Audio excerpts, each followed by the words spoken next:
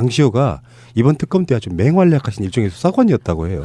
아 나는 그 재벌 출신 유관순 같은 느낌이 딱 들어요. 무슨 소리야? 돈 많은 집 딸인데 입이 한번 이게 풀리다 보니까 아주 자기가 어떤 뭐 정의의 사자고 공범인데 애국의 어떤 아덴자처럼 정말 알토란 같은 정보들을 엄청나게 제공을 했더라고요.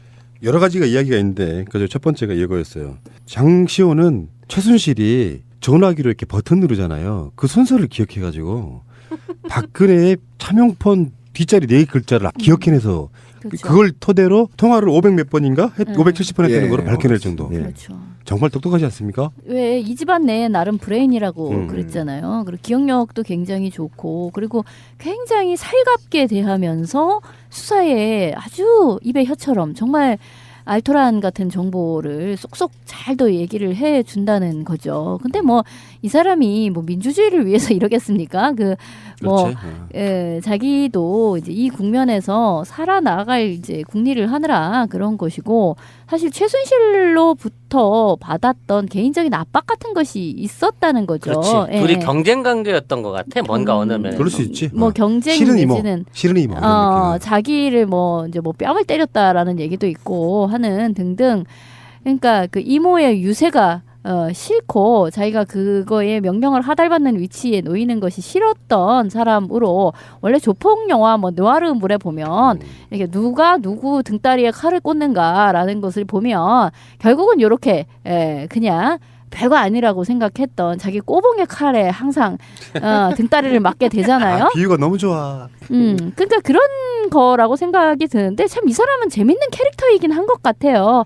그때도 청문회장에서 나왔을 때 저도 보고 싶었습니다. 뭐 이런 식의 대답을 받아친다든가 또 굉장히 차분하고 어떤 정말 무슨 지진이 일어나도 그 속에서 두더지랑 같이 꿀밤을 까먹으면서 살 것 같은 그런 아주 기막힌 그 생존력을 가진 사람이다라는 생각이 들어요. 저는 이제 개인적으로 장시호 개인적으로 같은 조카임에도 불구하고 또는 굉장히 정유라보다도 두뇌가 있음에도 불구하고 최순실 패밀리 내부에서 그 능력을 다 인정받지 못한 거에 대한 어쨌든 질투심이 좀 있다고 보는 것이고 그다음에 그것과 관련해서 이 사람이 지금 특검에서 어쨌든 엄청 많이 도와준 거 아닙니까? 그런데 그것뿐만 아니라 특검과 같이 조사받다가 아이스크림을 먹고 냉장고에 보관해서 다음에 와서 먹을게요라고 이렇게 장난을 치거나 또는 이재용을 오다 가다 이제 특검 사무실 만나면 안녕하세요 인사도 이제 반긋하게 하고 회장님 안녕. 회장님 안녕. 이런 거에 그러니까 모른다고 말을 할 수가 없는 거잖아. 그렇지, 그렇게 얘기를 그렇지. 해버리면 얼마나 난감하겠어. 이재용 입장에서 왜 아는 척하지? 막 이럴 거 아니야. 그런 재미있는 캐릭터는 저는 지난 30여 년간 그들이 살아온 그 패밀리 내부에 살아서 변두리에 있었던 언저리에 있었던 어쨌든 회한에 대한 표출이다. 그리고 이후에 이들이 다 죽어져 버리면 또는 종신형을 받게 되면 박근혜와 최순실 공동 지갑에 있는 수조 원대 그 돈을 누가 그나마 이 애가 살아남아서 슈킹할 가능성이 있다는 거죠. 예, 그런 전체적인 측면이 작용되지 않았느냐. 그런 저는 예상을 좀 해서 굉장히 캐릭터가 괜찮은 맞아요. 거죠. 왜냐하면 얘는 그 굉장히 치밀한 인간인 거야. 왜냐하면 안 알려주려고 했던 거 아니야. 직접적으로 번호를 안 알려주려고 했는데 번호를 투고 외운 거고 얘가 뽑아냈다는 서류나 이런 것들이 웬만한 집착이나 작정을 하지 않고는 심지어 들고 다니는 그 2천만 원짜리 가방 안에서 그 서류를 뺏어가지고 도찰을 한 것도 주변 사람들이 말리는데도 불구하고 그런 스파이 같은 짓을 하면서 이 언젠간 나이가 이게 크게 쓸 일이 있을 거야라는 보험용으로 키핑을 해놓고 대비를 했다는 거야. 그러니까 얘는 야 언젠가 일 터진다. 터지면 나는 내 살 길 찾아야겠다는 각오가 이미 몇십 년 전부터 돼 있던 애라는 거지. 그러면 최순실 변호인단이나 그 박근혜 대리인단들이 고영태를 물고 늘어졌잖아요. 여기에 가능해. 우리 장시호가 최순실을 엮기 위해서 심지어 이거 있잖아. 최순실이 민정수석실에서 보낸 인사 파일을 검토하는 걸 봤다. 그거 인사 파일 내가 사진으로 찍어뒀다. 그래가지고 컴퓨터 복원해가지고 그걸 찾아내는 거예요. 그렇죠. 그러니까 장시호의 음모로 지금 박근혜 탄핵이 시작된 거라고 말할 수 있는 거야. 고영태보다 너무, 장시호가? 너무 치밀해. 네. 그래서 그 변희재가 장시호를 고발하겠다고 한 겁니다. 그리고 뭐 급하게 이모 짐을 쌌는데 그 안에 제2의 태블릿 PC가 있다. 이제 이런 거를 기억을 해낸다든지 하여튼 뭐 열일하고 있는 거죠. 이 그러니까 사람이. 그 국회 청문회를 가보면요, 굉장히 청문회장이 엄숙합니다. 그리고 대한민국에 배울 만큼 배우고 날고 긴다는 놈들, 또는 말로는 먹고 누구한테 안 진다는 놈들이 열 몇 명이 앉아 있는데 그 청문회 나가보면 굉장히 쫄리거든요. 처음에는. 근데 거기 가서 안민석 의원이 얘기하니까 저도 보고 싶었습니다. 이렇게 웃으면서 얘기할 수 있다는 건 내공이 굉장히 강하다는 사람이에요. 굉장히 준비돼 있거나. 쉽지 않은 인간인 거지 사실. 오히려 내공이 강해서 준비됐다. 내가 얼마를 샀든 그 이후에는 내가 내 세상 한번 만들어 볼게. 또는 내가 지금 너희들이 모르고 있는 그 재화를 내가 한번 독차지할 거야. 이런 의지 없이는 이런 말이 나올 수가 없어요. 그러니까 왠지 얘가 제왕의 반지를 숨겨서 갖고 있는 듯한 제왕의 반지를 쥐고 있다가 자 요거 다 지나가고 나면 나 지금 걸룸으로 보이지 하다가 순간적으로 그 반지 끼겠다라는 어떤 그런 욕심이 있는 게 아닌가. 그래서 어떻게든 저쪽에다 다 몰아 넣어가지고 제가 그냥 다 뒤집어 쓰고 종신이 됐든 뭐든지 그냥 훅 가세요 이모는. 그리고 저 삼성동 이모도 같이 가세요. 대신 나머지는 내가 잘 관리해드릴게. 응? 이런 거지. 근데 뒤에 그 의도는 일단 빼고 이야기해야 순수해 보이는데 어떻게 걔를 순수하다고 볼 수가 있어. 아니 근데 모양새는 그런 느낌이잖아. 그렇죠. 한편이었던 자기 부하가 보스를 칼로 찌르면서 가십시오. 제가 제대로 보내드리겠습니다. 딱 그 느낌이라서 사실은 그 속에 들어있는 비수는 어떤 의도 때문인지는 모르지만 굉장히 무서운 건데 결론적으로 말하면 장시호 없었으면 수사 못할 뻔했다. 그렇죠. 그러니까 웃선을 담글 때 목적이 뭐 있어. 내가 1인자 되는 거지. 이렇게 적극적인 피의자는요, 법정에서 고려가 됩니다. 그래서 굉장히 형량이 짧아요. 근데 뭐 원래 폴리 바기에닝이라고 하잖아요. 그 제도는 우리나라에는 없는데 그래도 어쨌든 참작은 되지. 예, 이 수사에 적극적으로 이렇게 협조를 한 사람은 좀 약간 매우 죄를 반성하고 있다. 검찰이 공소장에서부터 봐주는 듯한 뉘앙스로 이야기를 그렇죠. 하죠. 그럼요. 예, 좀 네. 까줄 수 있는 거지 사실. 어쨌든 그런데 이 사람은 처음에는 이 사람이 수감 생활을 너무 잘한다는 거야. 체질이네. 교도관에게도 언니 그러면서 살갑게 대하고 특검 수사 받으면서도 그러니까 뭐 우울해하지를 않는다. 그래서 참 정말 대단한 정신 세계를 가졌구나라고 생각을 했는데 그게 아니라 이 사람은 이것을 인생 최대의 기회라고 생각을 하는 것 같아요. 제가 봐도 기회죠. 그렇잖아요. 다 연루된 지금 13명인데 이후에 나만 살아남을 겸. 이후에 특검법이나 기타 법이 또 박근혜가 구속이 될 경우에는 사실상 그 패밀리에서 맹주로 자리 잡을 수 있고 또 구속된 자들이 그래 너라도 내가 잡고 우리 정유라를 좀 보필해야 되겠다. 그러면 이제 어느 정도 쇼부가 들어오겠죠. 그렇게 되면 정유라 좀 봐달라.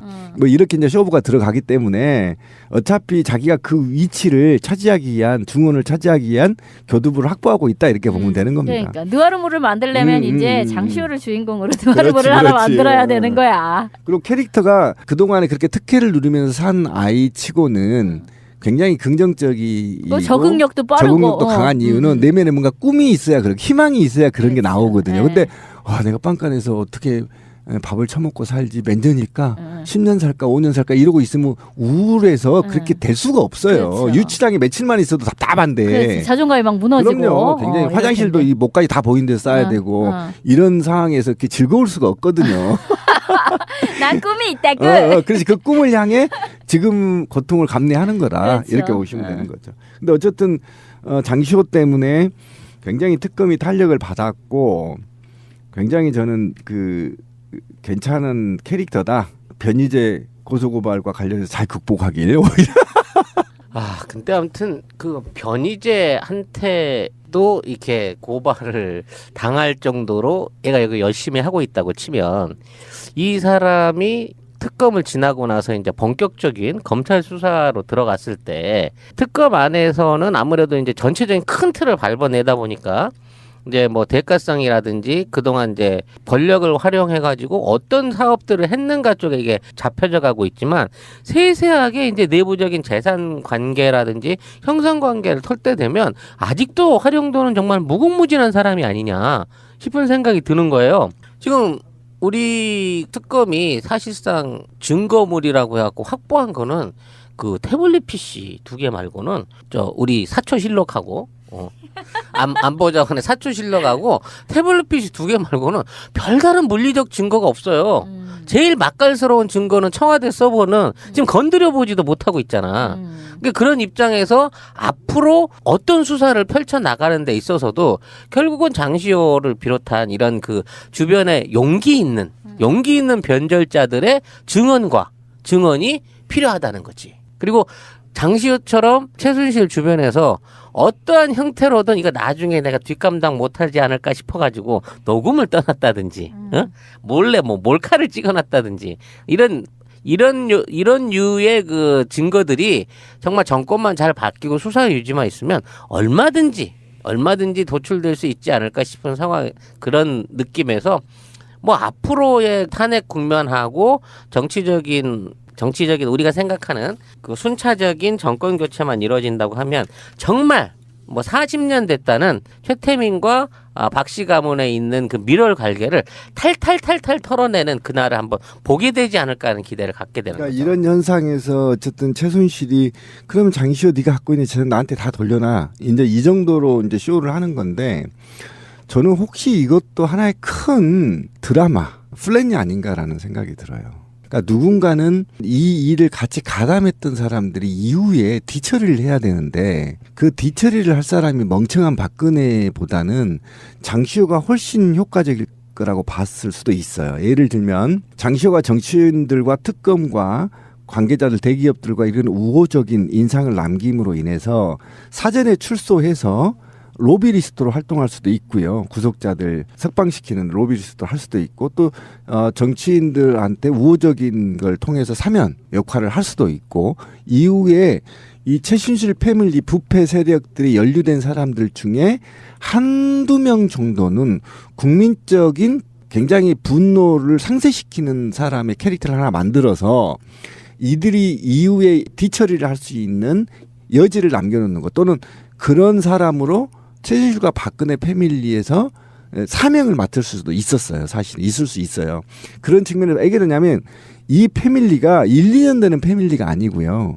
굉장히 오래된 패밀리이기 때문에 그들이 패밀리를 구성할 수 있는 철학과 돈과 이념이 있단 말이에요. 그들만의. 그리고 돈이 뭐 1, 20조가 아니잖아요. 이런 엄청난 뒤처리를 그러면 누구한테 할 거냐? 박지만한테 할 거냐? 그럼 제3의 인물한 뭐 할 수가 없는 거잖아요. 완전하게 범죄를 같이 저지른 사람 중에 한 명을 이미지를 순화시켜서 남겨놓은 상태에서 뒤처리를 하게끔 할 수 있는 역할 분담이 있을 수도 있다. 저는 그렇게도 분석이 가능하겠다는 거예요. 마지막까지 탈탈탈 털어가지고 동전 한 입까지도 다 되찾아야죠.